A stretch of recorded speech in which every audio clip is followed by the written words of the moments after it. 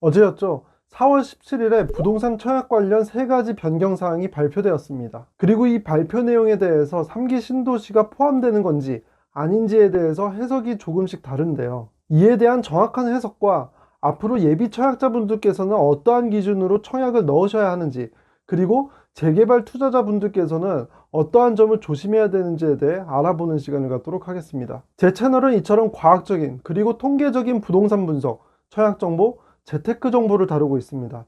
좋아요와 구독하기, 그리고 알람 설정을 해주세요. 분석은 제가 해드리겠습니다. 여러분들께서는 객관적인 근거와 확신을 얻어가 주세요. 자, 그럼 시작해 보겠습니다. 반갑습니다. 광화문금융러 제이스입니다. 어제였죠. 4월 17일부터 수도권 투기과열지구에 청약을 할 때 거주기간 조건과 재당첨 제한기간에 변경사항이 있었습니다. 그리고 어제 날짜로 즉시 시행되었고요. 그런데 사실 이 내용은 갑자기 발표된 내용은 아닙니다. 작년 12, 16 부동산 대책의 후속 대책으로 시행된 거고요. 원래는 3월쯤에 시행될 것으로 예상되었지만 한 달 정도 늦게 발표된 내용입니다. 우선 첫 번째 세부 내용부터 살펴보실 텐데요. 여기서 3기 신도시가 포함이 되느냐 아니냐에 대한 해석이 조금씩 다르고 있습니다. 현재 수도권 투기과열지구에 공급되는 주택은 1년 이상 거주자에게 우선 공급 중인데요. 그런데 이것이 향후에는 2년 이상 거주자에게 우선 공급되는 내용으로 변경되었습니다. 적용 지역은 서울, 과천, 광명, 성남, 하남, 여기에 신규 분양단지이고 여기에 대규모 개발지구도 포함된다고 나와 있습니다. 여기에 보면 인천 계양이나 고양 창릉 같은 3기 신도시는 포함되지 않는 걸로 나와 있죠. 투기 과열지구가 아니기 때문입니다. 그래서 하남 신도시는 이렇게 바뀐 거주기간 2년이 적용되지만 나머지 3기 신도시는 아니다, 이렇게 말씀하시는 분들이 있는데요. 하지만 이것은 반은 맞고 반은 틀린 얘기라고 볼 수 있습니다. 물론 현재 발표된 내용만으로는 포함되지 않는 것이 맞습니다. 하지만 12, 16 부동산 대책에 나올 때의 뉴스를 보시면은 이게 왜 반은 맞고 반은 틀린 얘기인지 금방 아실 수 있는데요. 지금 보시는 기사는 작년 12, 16 부동산 대책에 나올 때의 뉴스입니다. 내용의 핵심만 보시면 대상 지역을 어디까지 확대할지에 대해서는 아직 결정하지 않았다고 했습니다. 하지만 내용을 좀 더 보시면 국토부에서는 남양주 왕숙을 비롯한 3기 신도시에도 이 내용을 적용할 수 있다고 말하고 있죠. 그런데 민주당이 압승을 거둔 총선 결과를 보면 정부에서 마음먹은 부동산 정책은 얼마든지 시행할 수 있는 것처럼 보입니다. 여기 보시는 것처럼 12, 16 부동산 대책에는 얼마든지 3기 신도시에도 즉시 시행할 수 있다고 나와 있죠. 그래서 어제 17일에 발표된 내용상으로는 하남 신도시를 제외한 나머지 3기 신도시는 적용되지 않는 것처럼 보이지만 상황에 따라서, 분위기에 따라서 얼마든지 3기 신도시에도 즉시 시행할 수 있다는 내용인 거죠. 물론 거주 요건을 채워야만 청약을 넣을 수 있는 건 아닙니다. 하남 교산 신도시를 예를 들어 보겠습니다.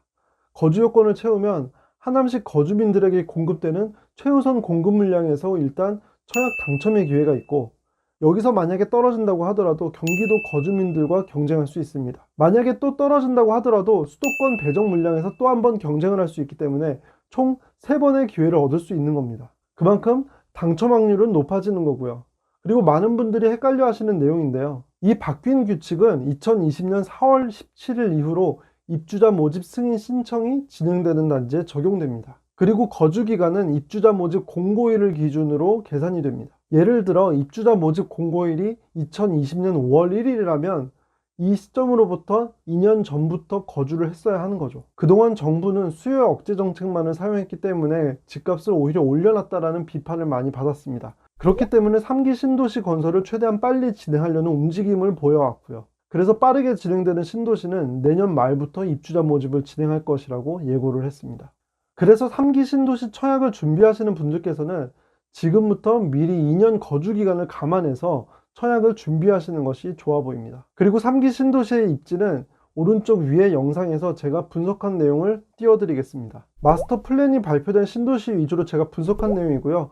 앞으로 추가되는 내용이 있으면 제 채널을 통해서 계속 업로드할 예정입니다. 두 번째 변경 내용은 재당첨 제한기간이 강화된 내용입니다. 현재까지는 분양가 상한제 적용주택, 투기과열지구나 조정대상 지역에 청약에 당첨되신 분들은 5년 이내로 청약의 재당첨이 제한되었습니다. 그런데 이것이 분양가 상한제 적용주택이나 투기과열지구는 10년, 조정대상 지역은 7년 동안 재당첨이 제한되는 것으로 강화되었습니다. 다시 말해서 청약통장 함부로 쓰지 말고 네가 정말 살고 싶은 곳에만 써라, 이렇게 정부에서 가이드라인을 주고 있는 겁니다. 최근에 부동산 관련 대책이 계속 발표되고 있고 투기 지역이나 투기 과열 지구에 대출 제한이 있기 때문에 비조정 대상 지역으로 풍선 효과가 쏠리고 있습니다. 더군다나 비조정 대상 지역인 경우에는 전매 제한 기간도 6개월에 불과하기 때문에 투기 수요도 많이 몰리고 있는 형국이고요. 그래서 입지나 분양가의 적정성에 비해서 청약 경쟁률이 지나치게 높은 아파트들도 몇몇 보이곤 하는데요. 이번에 청약 재당첨 제한 기간을 강화시켰기 때문에 좀 더 실거주 위주로, 그리고 현재와 미래의 입지를 고려해서 청약을 넣어야 하는 거죠. 제가 최근에 찍어서 업로드하고 있는 청약단지 분석 영상에서도 이러한 관점에서 그 아파트 입지에 비해서 너무 고평가된 것은 아닌지에 대해서 중점적으로 설명드리고 있는데요. 이러한 변화들이 어느 정도 예견된 것들이기 때문입니다. 그렇다면 앞으로 예비 청약자분들께서는 청약을 넣을 때 어떠한 부분을 중점적으로 살펴야 할까요? 첫 번째, 주변 시세 대비 현재 분양가가 충분히 저렴한지를 살펴야 합니다. 아무리 현재 입지가 별로 좋지 않아도 충분히 분양가가 저렴하다면 이러한 투기 수요 없이도 충분히 매력이 있겠죠.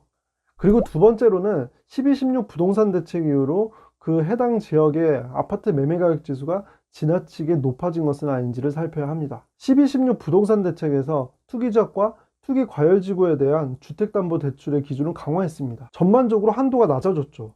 그래서 풍선 효과로 비조정 지역의 아파트 가격이 상승한 곳이 있습니다. 그런데 청약 통장에 대한 기준이 까다로워지면 이러한 풍선 효과로 인한 가격 상승은 굉장히 제한적일 수밖에 없기 때문에 이러한 점을 고려해야 합니다. 마지막 세 번째는 매매가 대비 전세가 비율이 지나치게 낮은 곳은 피하라는 것입니다. 매매가 대비 전세가율은 지역마다 특징이 조금씩 다르기 때문에 지역 간 비교를 하는 것보다는 해당 지역의 전세가율의 역사적인 추이를 살피는 것이 의미가 있습니다. 그래서 해당 지역의 매매가 대비 전세가율이 낮은 부근에 있다면 이 지역은 한 번 더 고민을 해봐야 하는 거죠.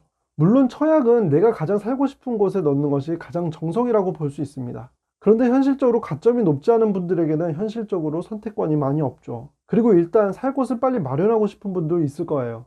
그래서 청약을 넣으시기 전에 적어도 이 세 가지 조건만큼은 따져서 넣으시기를 권해드리고 있습니다. 깨알 홍보를 하자면 제 채널에서는 이러한 관점에서 통계적으로 청약단지를 분석하고 있기 때문에 아무래도 제 채널을 구독하신다면 도움이 되겠죠. 그런데 한 가지 더 알아두셔야 할 점은 이러한 재당첨 제한 기간이 우리가 일반적으로 알고 있는 아파트 청약에만 해당하는 것은 아닌데요. 여러분들이 만약에 아파트 청약에 당첨된 후에 재개발 투자를 하실 때에도 제한이 될 수 있습니다. 만약에 여러분들께서 아파트 청약에 당첨이 되시고 10년이 지나지 않은 상황에서 관리 처분 전에 조합원의 분양권을 매수를 하게 된다면 관리 처분 후에 현금 청산이 될 수도 있습니다. 지금은 당장 청약 당첨만 돼도 좋겠다 이렇게 생각하실 텐데요. 하지만 사람 마음은 항상 똑같지 않습니다. 그래서 지금은 조합원 분양권을 매수를 할 때는 조심해야겠구나 이렇게 생각해 두셨다가 나중에 투자를 하실 때 조금 더 꼼꼼하게 살피실 수 있어야 합니다. 그리고 이번에 바뀐 마지막 세 번째 청약 규칙은